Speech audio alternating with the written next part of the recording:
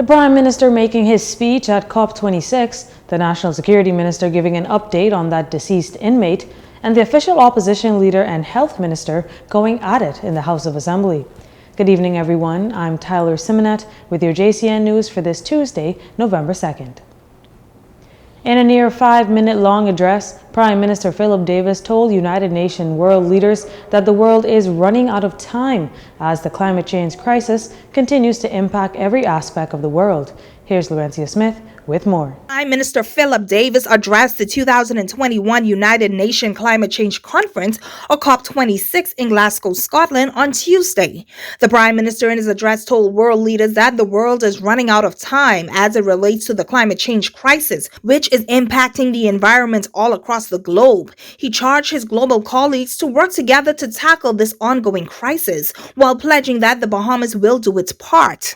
We in the Bahamas will do what we can, but the limits of our nation's effort can accomplish are stark. We cannot outrun your carbon emissions. We cannot outrun the hurricanes, which are growing more powerful.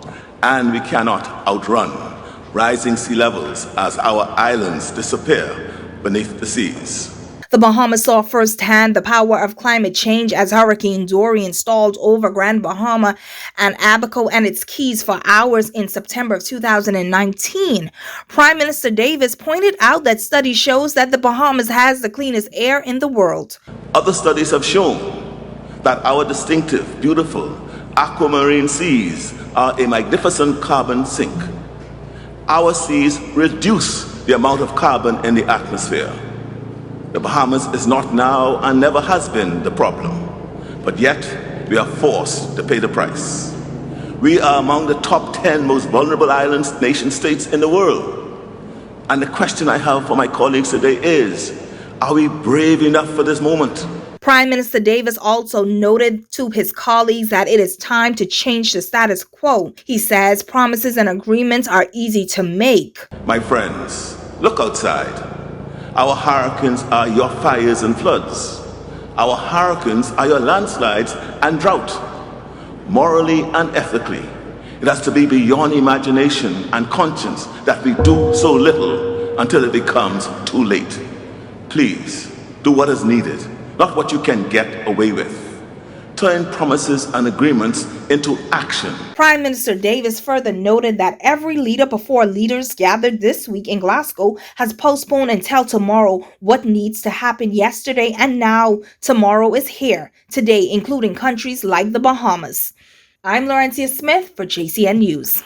National Security Minister Wayne Munro giving reporters more information surrounding that inmate that was found dead in a cell at the Bahamas Department of Corrections.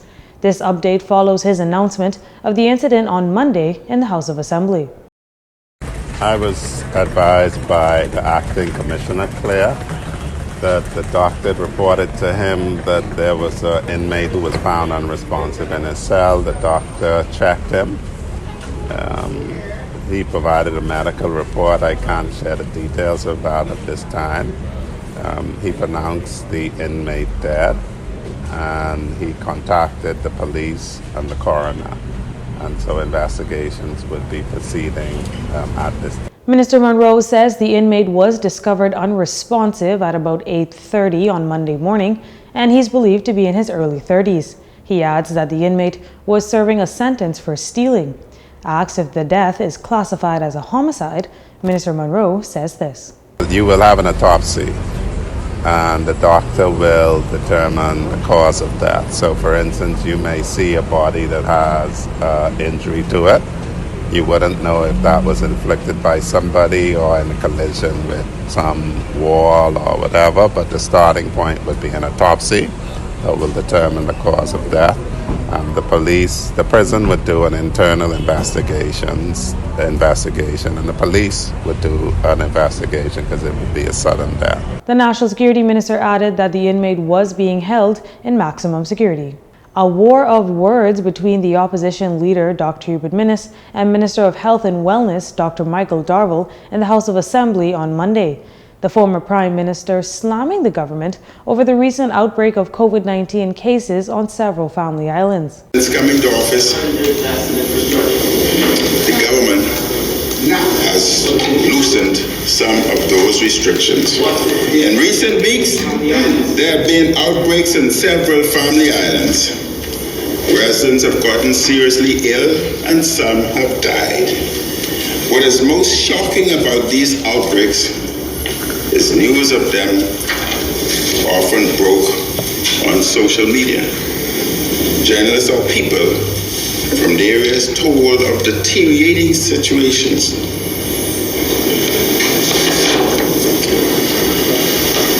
So, I asked, where's the plan for the family islands?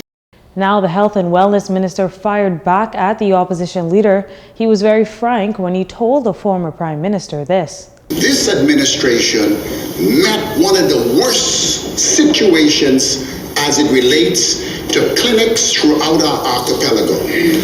Nothing was done in 5 years. Absolutely nothing. And the member Kalani should hold his head down in shame as the former Prime Minister and as a medical doctor.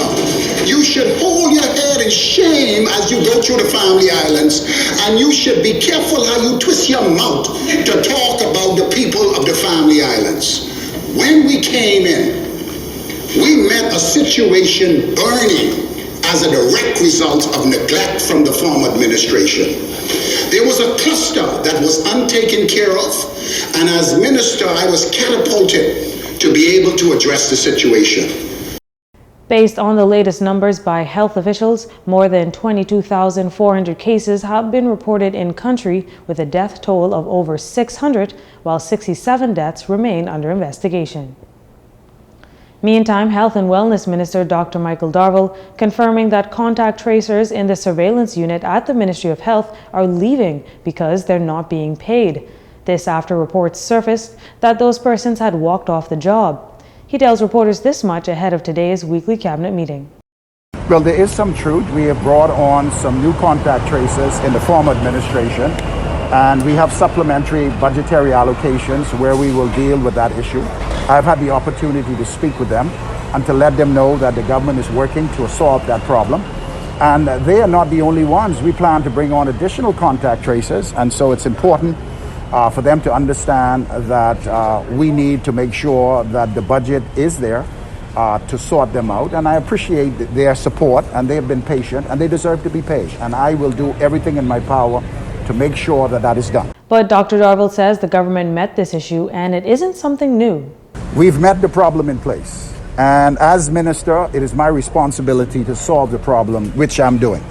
Do you know how many people are unpaid?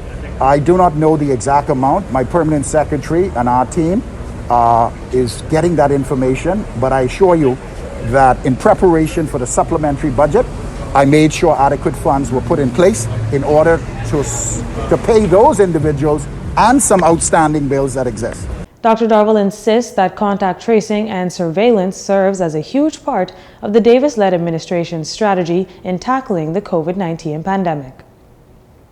Following up from the speech from the throne, which states that the government will expedite the development of airports in Exuma, Grand Bahama, and North Eleuthera, and will advance the development of all major airports across the Bahamas through public-private partnerships, tourism, investments, and aviation Minister Chester Cooper says there's already a healthy demand for PPPs for airports in Cat Island and Black Point Exuma, and he fully expects that these will be prioritized. Madam Speaker, continued redevelopment of family island airports, including Long Island, is a priority of this government and my ministry. These developments are critical for the return of tourism and creating a memorable tourist experience at the first and last impressions of the Bahamas. These developments are also critical for creating economic opportunity for residents in these islands. We are therefore concentrating on positioning Exuma as a hub for the South and Central Bahamas for both passengers as well as cargo. The direct development of these airports will create economic activities in these islands. These projects are included in a private-public initiative to be rolled out shortly. He adds that the Davis-led administration's intention is to review the merits of this program without interrupting the construction already in place in Exuma and swiftly completing the construction in Great Harbour Key. I'm advised of a March 2023 date for completion of the Exuma Airport Terminal. I have, however, suggested to the contractors that the people of Exuma would be much happier if this date was December 2022. For Ragged Island, until we can determine a long-term plan for the airport terminal, we will immediately construct a gazebo with public restrooms as a temporary solution. 4 years after Irma, still no restrooms at the airport in Ragged Island. It's shameful. And we will do something about it. As for the Grand Bahama Airport, Mr. Cooper says his team has toured the airport and met with the board of Lucayan Renewal Holdings Limited. He commended the board on its work, but Minister Cooper says now is the time to stop talking and start working.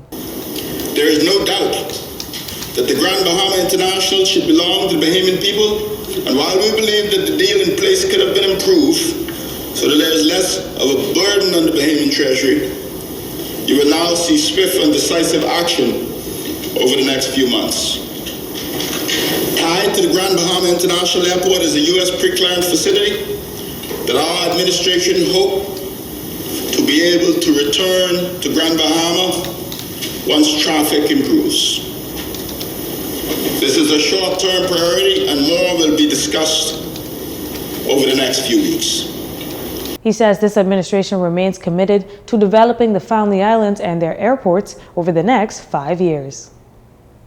You're watching JCN News. Stay with us.